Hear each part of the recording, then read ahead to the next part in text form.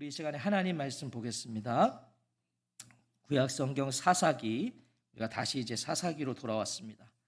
사사기 오늘 13장 1절부터 7절까지 말씀입니다. 사사기 13장 1절부터 7절까지 말씀.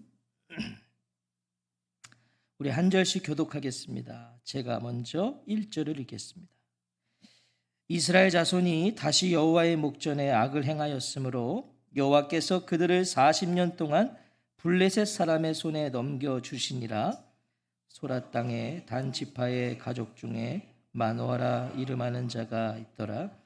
그의 아내가 임신하지 못하므로 출산하지 못하더니 여호와의 사자가 그 여인에게 나타나서 그에게 이르시되 보라, 내가 본래 임신하지 못하므로 출산하지 못하였으나 이제 임신하여 아들을 낳으리니 그러므로 너는 삼가 포도주와 독주를 마시지 말며 어떤 부정한 것도 먹지 말지니라. 보라, 내가 임신하여 아들을 낳으리니 그의 머리 위에 삭도를 대지 말라. 이 아이는 태에서 나옴으로부터 하나님께 바쳐진 나실인이 됨이라. 그가 블레셋 사람의 손에서 이스라엘을 구원하기 시작하리라 하시니 이에 그 여인이 가서 그의 남편에게 말하여 이르되 하나님의 사람이 내게 오셨는데 그의 모습이 하나님의 사자의 용모 같아서 심히 두려움으로 어디서부터 왔는지를 내가 묻지 못하였고 그도 자기 이름을 내게 이르지 아니하였으며 함께 읽겠습니다. 그가 내게 이르기를 보라, 내가 임신하여 아들을 낳으리니 이제 포도주와 독주를 마시지 말며 어떤 부정한 것도 먹지 말라. 이 아이는 태에서부터 그가 죽는 날까지 하나님께 바쳐진 나실임이 됨이라 하더이다 하니라. 아멘. 사사기 26번째 시간, 나실임이 됨이라, 나실인이 됨이라 하는 제목으로 하나님 말씀 듣겠습니다. 우리가 오늘부터 상고해 볼 사사는요, 삼손입니다. 삼손은 이 사사기에 등장하는 마지막 사사예요. 삼손. 너무 유명하죠. 교회 다니지 않는 분들도 삼손은 다 알아요. 이 삼손의 출생을 증언하는 오늘 이 13장은요, 이렇게 시작됩니다. 1절에 보시면 이스라엘 자손이 다시 여호와의 목전에 악을 행하였으므로, 직역해 보면 그리고 그들은 그 악을 행하기를 다시 했다. 놀랍지도 않고요, 새롭지도 않아요. 그렇죠? 이스라엘은 늘 이런 식이었거든요. 사사기에서 반복되는 이스라엘의 모습이에요. 사사가 있을 때는 좀 평온했다가 사사가 죽으면 또 다시 고개를 하나님께 쳐들고 악을 행하는 이스라엘. 우리는 이미 기드온을 시작으로 급속도로 변질되어가는 사사들의 모습을 봤죠. 사사들부터가 점점 변질되잖아요. 기드온이 이제 스타트를 끄는 건데, 입다는 말할 것도 없고요. 그 이후에 3명의 소사사 입산, 엘론, 압돈, 이 모두가 남겨진 기록을 우리가 봤을 때 뭐였어요? 사사들이라고 남겨놓은 기록들을 보니까 온통 자신의 땅이 어떻고 자식이 몇 명이었고 어린 나귀가 몇 마리 있었는지 그냥 그들의 소유에 대한 것들만 남겨져 있는 거예요. 사사들인데, 사사로서 한 일보다요, 사사라는 이 지위를 누리며 살았다는 거죠. 성경의 기록이잖아요, 그게. 사사들이라고 남겨놓은 기록이 자녀가 몇 명, 어린 나귀 몇 명, 이런 것뿐이었다는 거예요. 자, 그렇게 마지막 소사사 압돈이 죽자마자 이스라엘은 기다렸다는 듯이 다시 여호와의 목전에 악을 행합니다. 자, 여기서 근데 이 다시가 중요해요. 다시가요, 더 정확하게 번역하면 계속입니다. 계속. 이게 다른 의미예요, 완전히요. 계속. 무엇이에요? 이스라엘은 계속해서 하나님 보시는 앞에서 악을 행하고 있었다는 거예요. 계속해서. 사사들이 살아있는 동안에도 이스라엘은 악을 행하고 있었다는 뜻이잖아요. 사사들이 있었는데도 악을 행하고 있었어요, 이스라엘이. 사사들이 제 역할과 제 기능을 하지 못하고 있었다는 거죠. 그래도 기드온 때만 해도요, 기억을 더듬어 가시면 기드온 때만 해도 사사가 있는 동안에는 이스라엘이 평온했다고 기록되어 있어요. 기드온 때까지는 평온했더라. 하지만 그 이후부터는요, 사사들이 있었음에도 평온했다는 말이 없어요. 성경에 증언하지 않아요. 평온했다고. 사사들의 가나안화가 된 거죠. 사사들이 가나안화가 되니까 곧 이스라엘의 가나안화로 이어져 버린 거예요. 그러니까 평온하지가 않고 오늘 성경 뭐예요? 계속 악을 행하는 거예요. 사사가 있어도 악을 행하는 거예요. 이스라엘의 계속된 악행은 무엇이죠? 우상숭배입니다. 우상숭배. 하나님 보시는 앞에서 다른 신들을 섬기면서요, 하나님을 철저히 무시한 삶을 살았던 거예요. 그런 이스라엘을 두고 볼 수 없었던 하나님은 그들을 40년 동안 블레셋 사람의 손에 넘겨주시니라. 압제자를 보내시죠. 자, 이것도 우리가 사사기의 패턴이잖아요. 그런데 이 보내신 압제자와 압제의 기간이 범상치가 않아요. 이스라엘이 지금까지 받은 그 어떤 압제의 기간보다 긴 시간입니다. 몇 년이에요? 40년. 지금까지 40년을 압제한 적이 없어요. 지금까지 가장 긴 압제 기간은요, 드보라와 바락 시대에 있었던 20년입니다. 20년이 지금까지는 제일 길었어요, 압제가. 지금 그 배에 해당하는 40년의 압제가 시작됐고, 상대는 누구예요? 블레셋입니다. 블레셋은요, 이스라엘보다 군사의 수가 많았을 뿐만 아니라 뭐 전술이나 기술 모든 면에서 우세했고요, 막강했고요, 잔혹했어요. 블레셋은 잔혹한 민족으로 유명했습니다. 자, 그런 잔혹한 블레셋의 압제 40년이에요. 40년. 이거 4달도 못 버티는 건데 40년. 무엇을 말해주는 거죠? 40년의 압제는 뭘 말해주는 거예요? 자, 지금까지 보세요. 길어도 이스라엘이요, 20년이면 부르짖었어요. 길어도 20년이면 이스라엘이 살려달라고 그랬다고요. 하나님한테 살려달라고. 회개가 아니라 살려달라고. 죽겠다고 자기들. 그런데 그런 이스라엘이 지금 40년을 버텨요. 무엇이에요? 더 악독해진 거예요. 이스라엘이 꿈쩍도 안 하는 거예요. 어지간한 거 갖고는 이제는 40년의 악독한 블레셋의 압제를 받는데도 부르짖질 않아요. 40년 동안. 근데 정말 심각한 건 뭐냐면 오늘 본문 어디에도요, 이스라엘이 하나님께 부르짖었다는 증언이 있어요, 없어요? 없어요. 부르짖질 않는 거예요. 지금까지 이스라엘의 패턴은요, 반역, 그럼 하나님이 진노하셔서 압제자를 보내시고, 그럼 이스라엘이 부르짖으면 하나님이 사사를 세워서 구원하셨죠. 이게 계속 반복됐단 말이에요. 그런데 이스라엘이 부르짖지 않는 거예요. 지금 부르짖지 않았다는 건 뭐죠? 이스라엘이 40년의 압제 속에서도 부르짖지 않았다. 이건 뭐예요? 블레셋에 의한 이 40년 동안의 압제가 이스라엘에게 힘들지 않았다는 거예요. 아, 살만한 거 이스라엘이요. 40년 동안의 압제가 괜찮은 거예요. 뭐예요? 힘들지 않았다는 건 뭐죠? 이스라엘이 힘들지 않았다는 건 뭐예요? 철저히 블레셋의 편승에 살은 거죠. 그러니까 부르짖질 않는 거예요. 살만하거든요. 우상 섬기면서 이방 민족의 그 방식을 따라 살아가니까 그들의 압제가 불편하지 않았던 거고 오히려 좋은 거예요. 지금 이거 오늘날도 마찬가지 아닌가요? 우리가 신앙의 중심을 가지고 살면 힘들어요. 신앙의 중심을 붙들고 살면 힘들지만 그건 내려놓고 이 시대의 기류의 편승에 살면 힘들지 않아요. 뭐 힘들어요. 똑같이 사는데. 오히려 더 따라가지 못하고 더 누리지 못하는 것이 힘든 거죠. 네, 편승에 살아가며. 이스라엘이 지금 그런 겁니다. 하나님을 무시하는 것을 넘어서요, 하나님 없는 삶을 사는 거예요. 하나님을 완전히 잊어버려서 하나님이 필요한지조차 모르는 그런 민족이 되어버린 거예요. 하나님 필요한지를 모르겠는 거예요. 그러니까 부르짖지 않는 거죠. 자, 부르짖지 않으니까 하나님이 사사를 세우실 이유도 없어요. 지금까지 패턴은 부르짖어야 사사를 세우잖아, 하나님이요.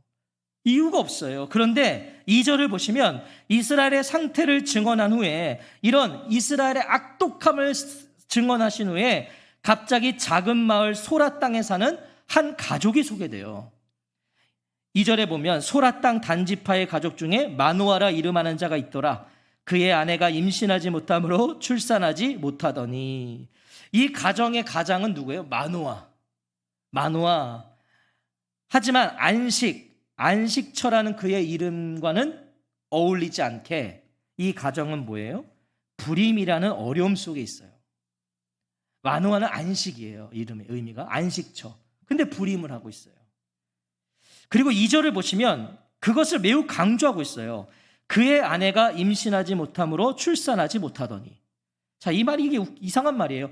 임신하지 못하면 당연히 출산을 못해요. 임신하지 못함으로 출산하지 못하니. 임신할 수 없으니 출산하지 못하는 건 당연한데 이렇게 반복해서 말하는 건 지금 이 불임을 강조하고 있는 거죠. 이스라엘의 패역함과 함께 한 가정의 불임이 지금 강조되고 있죠. 자, 이건 뭐겠어요? 연결되고 있는 거예요. 이스라엘의 패역함과 함께 한 가정의 불임이 강조되고 있는 건 이 가정의 불임을 당시 이스라엘의 상황, 하나님 백성으로서의 삶을 살지 못하고 있는, 참된 생명의 삶을 살지 못하고 있는 이스라엘의 그 불임과 같은 현실을 예로 지금 제시하는 거예요. 이 한 가정의 불임. 그러니까 마노아 아내의 불임을 통해서 이스라엘의 불임을 말하고 싶은 거예요. 이스라엘이 지금 불임하고 있는 것 같은 거죠. 불임 중인 이 두 부부도 보세요. 오늘 이 성경이 너무 연결이 되는 거예요. 불임 중인 이 부부도요, 본문 어디에도 이들이 부르짖었다는 말씀이 없어요. 부르짖질 않아요. 불임 중인데요, 지금. 문제가 있는데, 고통이 있는데, 하나님을 찾지 않아요. 사실 원래는 어떻게 해요? 한나는 아시잖아요, 한나는. 불임 중이었어요, 한나도. 근데 한나는 어떻게 해요? 매년 실로에 올라가서 하나님께 부르짖었잖아요. 원래 그래야 되는 거예요. 근데 이 가정 하나님을 찾지 않아요. 부르짖질 않아요. 당시 이스라엘이 얼마나 소망이 없었는지가 이 마노아의 가정을 통해 다시 한번 확인되는 거예요. 부르짖는 자가 아무도 없어요. 아무도 없는 거예요. 자, 그런데 그런 마노아의 아내에게 하나님이 사자를 보내세요. 3절 말씀 같이 읽어볼까요?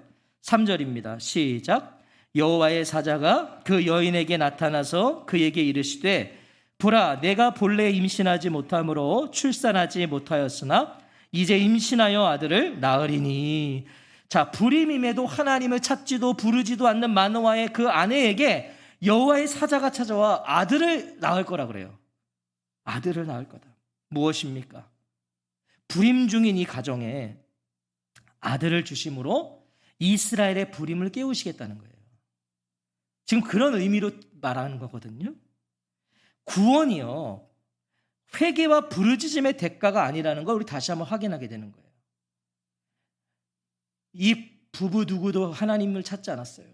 부르짖지 않았다고요. 부르짖어서 회개해서 구원이 임하는 게 아니라는 거예요. 구원의 이유와 자격은요, 우리에게 없어요. 우리가 뭐 회개해서 구원받았다고요? 부르짖어서 구원받았다고요? 아니에요. 구원의 이유와 자격은 우리에게 있는 게 아니라 하나님의 은혜와 자비의 열매인 거예요. 오늘 이 마노아의 아내에게 보세요. 부르짖도 않았는데 하나님이 여호와의 사자를 보내세요. 그리고 아들을 주시겠다는 거예요. 아들을. 구하지도 부르짖지도 않은 마노아의 아내에게 하나님이 먼저 찾아오셔서 아들을 약속하세요. 4절에 그러므로 너는 삼가 포도주와 독주를 마시지 말며 어떤 부정한 것도 먹지 말지니라. 자, 아들을 낳게 될 것이니까 이제부터 조심하라고 말하면서 이 마노아의 아내에게 두 가지의 명령과 하나의 이유를 말해줘요. 두 개의 명령을 말하고 왜 그런지 이유를 하나 말해주는데, 첫 번째 명령은 뭐예요? 그러므로 너는 삼가 포도주와 독주를 마시지 말며, 둘째 명령은 어떤 부정한 것도 먹지 말지니라. 그리고 그 이유가 뭐예요? 이제 임신하여 아들을 낳으리니. 아들을 낳을 것이니까 포도주와 독주와 부정한 것 먹지 말라고 하는 거예요. 자, 하지만 이것은 단순히 건강한 임신과 건강한 출산을 위해서 이런 해로운 것을 피하라는 의미가 아니에요. 뭐 지금 그런 의미가 아니에요. 애 낳으려면 건강해야 되니까 이런 포도주, 독주 먹지 말고 부정한 거 먹지 마라, 이런 의미가 아니에요. 마노아의 아내가 임신하게 될 아들을 위해서 포도주와 독주와 부정한 것을 먹지 말아야 될 이유는 5절에 나와요. 왜 그런가? 5절 같이 읽어볼까요? 시작. 보라, 네가 임신하여 아들을 낳으리니 그의 머리 위에 삭도를 대지 말라. 이 아이는 태에서 나옴으로부터 하나님께 바쳐진 나시림이 됨이라. 그가 블레셋 사람의 손에서 이스라엘을 구원하기 시작하리라 하시니. 자, 마노아의 아내가 포도주와 독주와 부정한 것을 먹지 말아야 될 이유는 임신하여 낳게 될 그 아들이 뭐예요? 하나님께 바쳐진 나시린이기 때문이에요. 건강한 출산을 위해서가 아니라 나시린이기 때문에. 네 배에서 태어날 그 아들은 나시린이다. 그것도 모태에서부터 이미 하나님께 바쳐진 나시린이라고 말씀해요. 모태에서부터. 우리가 보는 성경은요, 단순히 태에서 나옴으로부터 이렇게 돼 있어요. 태에서 나옴으로부터. 그러니까 이렇게 보면 그냥 출산부터라는 의미로 다가와요. 출산부터 하나님께 바쳐진 나시린이다, 이렇게 우리가 이해가 되지만, 이걸 직역해 보면 태에서 나옴으로부터는요, 이런 거예요. 여인의 자궁에서 정자와 난자가 수정하는 순간을 의미하는 거예요. 정자와 난자가 수정되는 그 순간부터 하나님께 바쳐진 나시린이다. 주어질 아들은 자궁 안에서의 수정 순간부터 하나님께 바쳐진 나시린이기 때문에 임신하는 순간부터 나시린 자녀를 잉태한 어머니로서 자신의 몸을 구별해야 된다는 거예요. 자, 그럼 중요한 건 나시린이에요. 나시린. 이 나시린이라는 기본적인 의미는 성별된, 구별된, 헌신, 바쳐진, 드려진이라는 의미예요. 이것은 하나님께 전적으로 헌신하기로 특별한 서원을 한 사람을 의미해요. 전적으로 하나님께 바쳐지는 거예요. 특별한 서원을 하는 거예요. 하나님께 헌신한 나시린에게는요, 이 보통 사람과는 다른 구별된 요구가, 규례가 있었어요. 그것이 민수기 6장에 기록되어 있는데, 먼저 민수기 6장 2절부터 4절에 보면 나시린은 몸을 구별하는 그 기간 동안에는 포도주와 독주와 관련된 것을 먹지 말아야 됐어요. 또한 민수기 6장 5절부터 7절을 보면 나시린은요, 머리카락을 자르지 말아야 돼요. 그리고 시체를 접촉하지 말아야 돼요. 지금 마노아의 아내에게 이 세 가지 중에 두 가지가 구체적으로 제시된 거죠. 포도주와 독주 먹지 말고 부정한 것을 먹지 마라. 그리고 머리에 삭도를 대지 마라. 자, 그런데 특별한 게 있어요. 특별한 것은 이 마노아의 아내에게서 태어날 아들의 이 나시린 서원이 자발적이지 않았다는 거예요. 그리고 또한 일시적이지 않았다는 거죠. 이게 왜 특별하냐면, 보통 이 나시린 서원은요, 자발적으로 남자나 여자가 서원하는 거였어요. 자기가 자발적으로. 이 나시린 기간을 정하는 거였어요. 일정 기간을 정해놓고 하는 게 일반적이었단 말이에요, 이 나시린 서원은. 하지만 지금 마노아의 아내에게서 태어날 아들은 그렇지 않죠. 자발적이지 않아요. 자궁에서 정자와 난자가 수정하는 그 순간부터 시작돼서 7절을 보시면 그가 죽는 날까지, 그러니까 평생 동안 지속되는 종신 나시린으로 지금 하나님에 의해서 성별된 겁니다. 하나님이 그냥 그렇게 성별하신 거예요. 자발적이 아니라 하나님이 하셨고, 일시적이지 않고 종신적으로. 그게 특별하다는 거죠. 자, 그런데 생각해 보세요. 이게 당시 이스라엘의 정체성이었어요. 이스라엘이 그런 거잖아요. 하나님이 그냥 아브라함 선택하셔서 그로 낳은 모든 민족을 택하신 거거든요. 하나님이 택하신 거예요, 그냥. 자발적인 게 아니라. 그리고 이스라엘은 그래서 하나님의 택함 받은 백성이 된 거예요. 종신, 평생.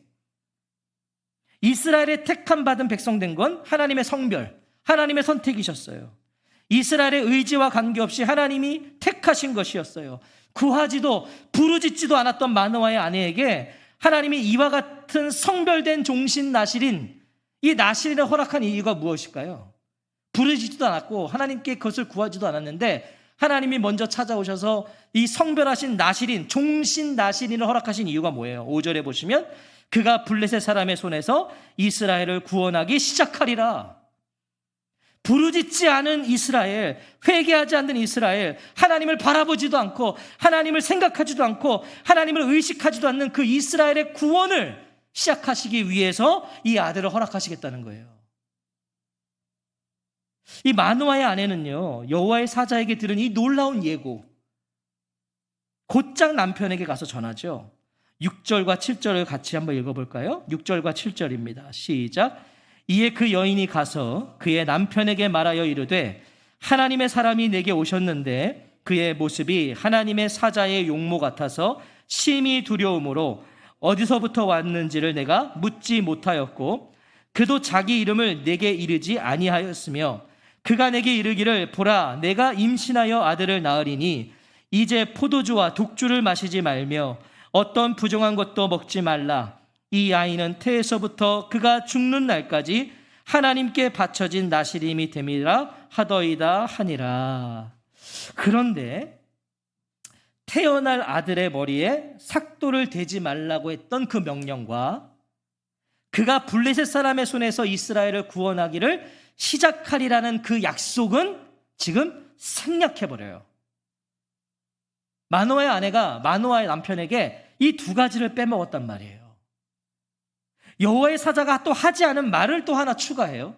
두 가지는 생략하고 여호와의 사자가 하지 않은 말 하나를 추가했는데 그게 뭐예요? 이 아이는 태에서부터 그가 죽는 날까지 태어날 아들이 죽는 날까지 하나님께 바쳐진 나시림이 됨이러라 라는 이 마노아 아내의 말은요, 이 아이는 태에서 나옴으로부터 하나님께 바쳐진 나시림이 됨이라 라는 이 여호와의 사자의 말씀을 제대로 깨달은 데서 나온 거예요.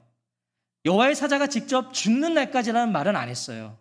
그런데 마노아의 아내가 여호와의 사자의 말을 듣고 제대로 깨달은 거예요. 그래서 죽는 날까지 하나님께 바쳐진 나시린이라는 걸 추가한 거죠. 시작이 하나님께 바쳐진 나시린의 삶이잖아요. 정자와 난자가 수정되는 순간부터 하나님께 바쳐진 나시린이잖아요. 그런 나시린의 삶이 결코 일시적일 수 없죠. 시작부터 나시린인데 그런 나시린은 평생이죠. 시작이 나시린인데 어떻게 일시적일 수가 있겠어요? 그러니까 이 마노아의 아내가 제대로 깨달은 거예요. 하지만 중요한 내용, 그 아들의 머리에 삭도를 대지 말아야 한다는 것과 왜 그 아들을 주시는지를 생각해 버렸다는 말이에요. 이게 정말 중요한 내용이거든요. 그리고 보세요. 훗날 정말 아이러니하게도요, 이 아들은 머리에 삭도를 댐으로 큰 공경에 빠지게 되죠. 우리 잘 알잖아요, 삼손. 너무 아이러니한 거 아니에요? 이 마노아의 아내가 머리에 삭도를 대지 말라는 걸 빼먹었거든요. 근데 훗날 그 아들이 그걸로 무너져 버려요.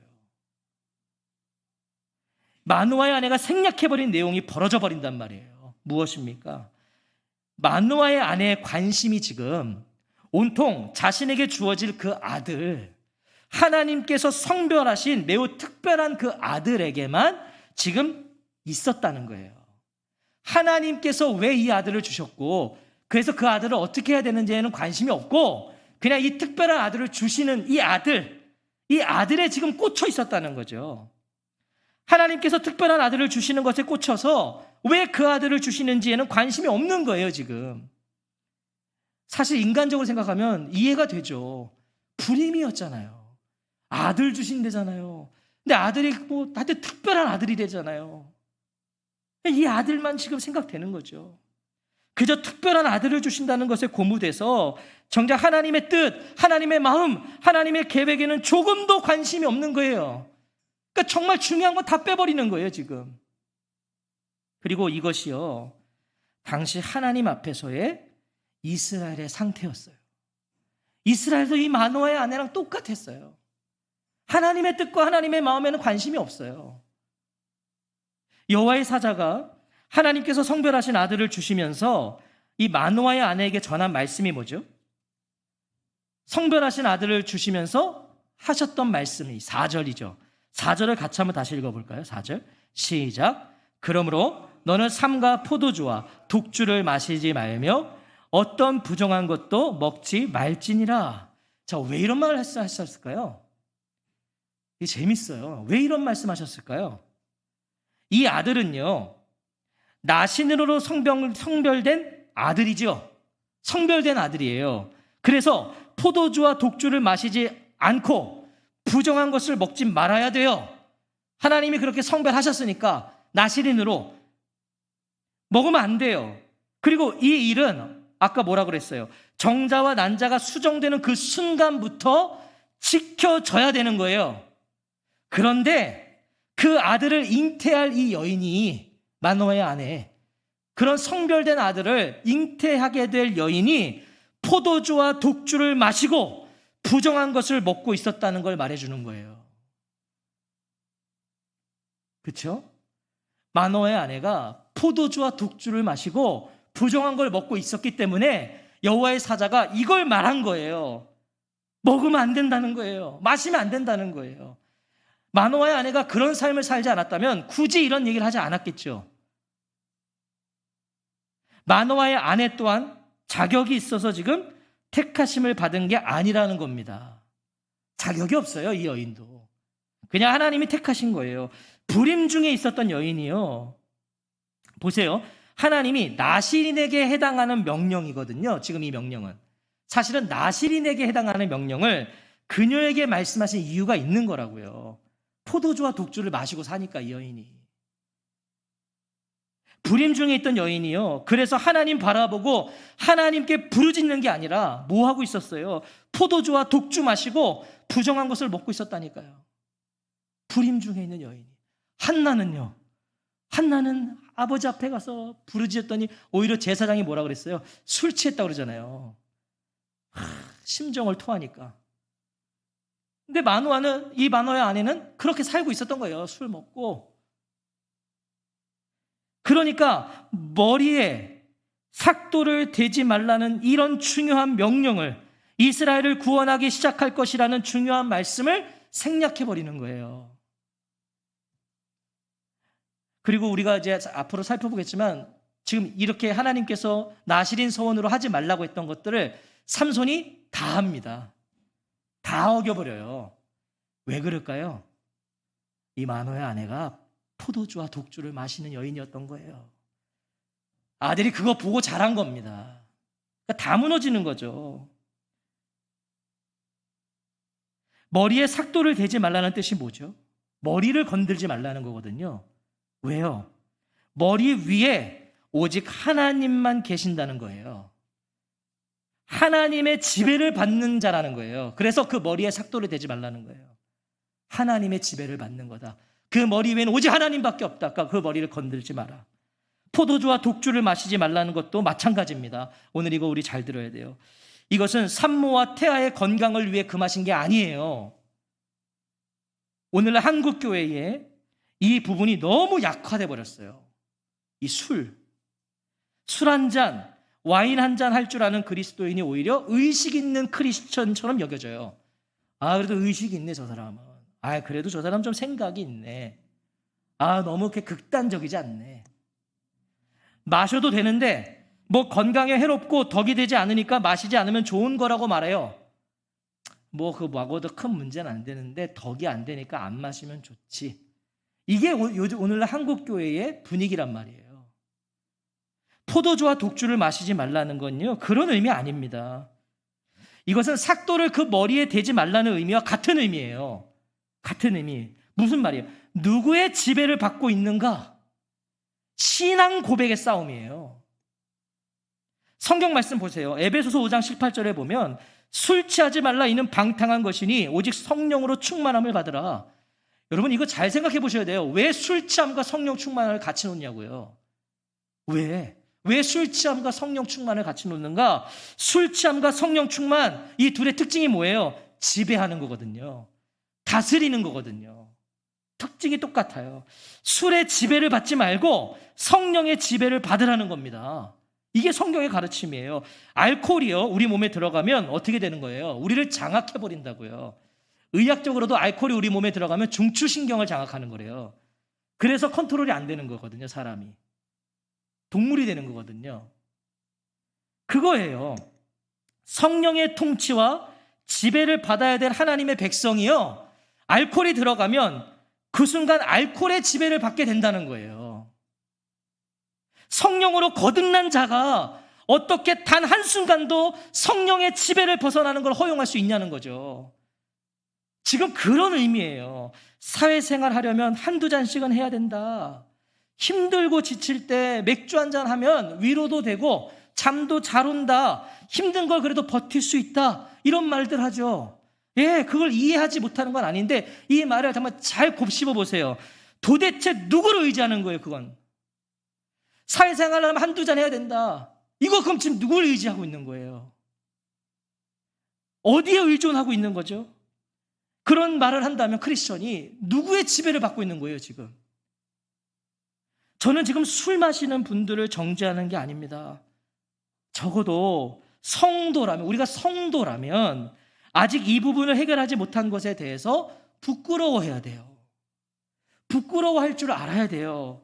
죄책감 가지고 살라는 게 아닙니다. 그것도 잘못된 거거든요. 죄책감 가지고 살라는 게 아니라 부끄러운 줄 알아서 아무렇지 않게 그걸 말하거나 생각하지 않아야 된다는 거예요. 이 사사시대의 이스라엘의 모습을 보세요.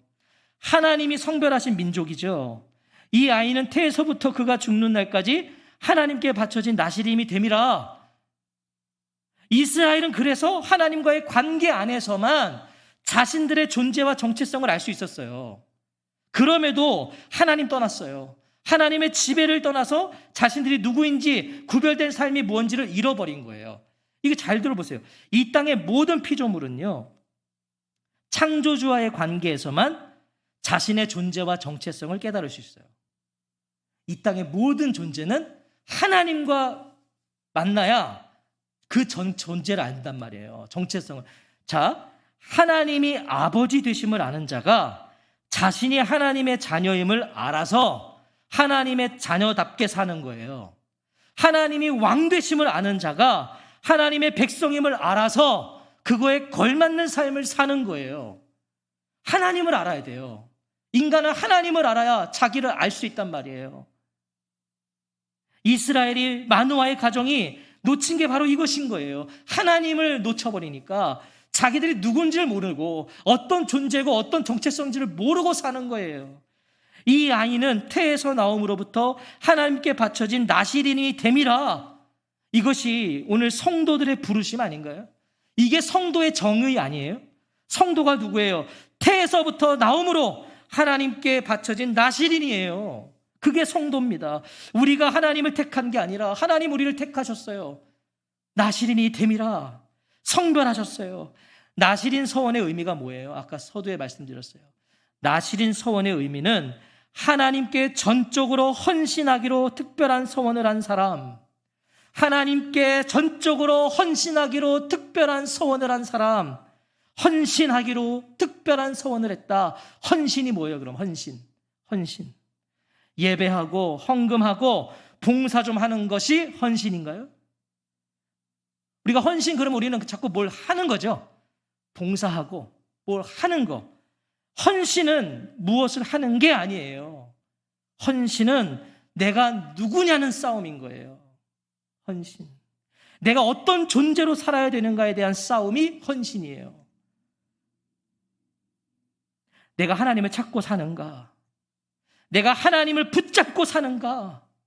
이것에 대한 삶의 치열한 고민, 싸움, 이것이 하나님께 대한 헌신입니다. 이게 헌신인 거예요.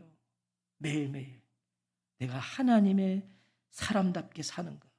내가 지금 하나님 붙잡고 있는가? 하나님 바라보며 사는가? 치열한 고민이 있는 거죠. 그것이 헌신이에요. 죽는 날까지 하나님께 바쳐진 나시린이 됨이라. 사랑하는 성도 여러분, 우리는 사사시대처럼 부르짖지 않는, 하나님을 찾지 않는 시대를 살고 있어요. 솔직하게 우리가 그런 거예요. 하나님을 찾지 않는 시대, 하나님을 부르짖지 않는 시대, 이 사사시대처럼 한 잔의 싸움을 멈춰버린 시대로 우리는 살고 있어요. 지배의 싸움을 하지 않는 거예요. 내가 누구의 지배를 받을 거냐? 나시린으로 부름받은 자들이 하나님의 통치와 다스림을 포기한 시대를 사는 거예요. 그러니까 부르짖지 않는 거예요. 하지만 그럼에도 하나님은 오늘의 나시린 된 우리에게 말씀하시죠. 뭐라고요? 죽는 날까지 하나님께 바쳐진 나시린이 됨이라. 부르짖지도 않는 시대인데, 여전히 하나님을 찾지 않는 시대인데, 하나님은 그럼에도 오늘 동일하게 죽는 날까지 하나님께 바쳐진 나시린이 됨이라. 누구에게? 성도들에게. 이 말씀하고 계시다는 거예요. 이것이 얼마나 큰 은혜인지를 깨달으십시오. 이게 은혜인 거예요. 그래서 다시 계속해서 하나님의 지배와 다스림 속으로 나아가는 저와 성도님들이 되시기를 주님의 이름으로 축복합니다.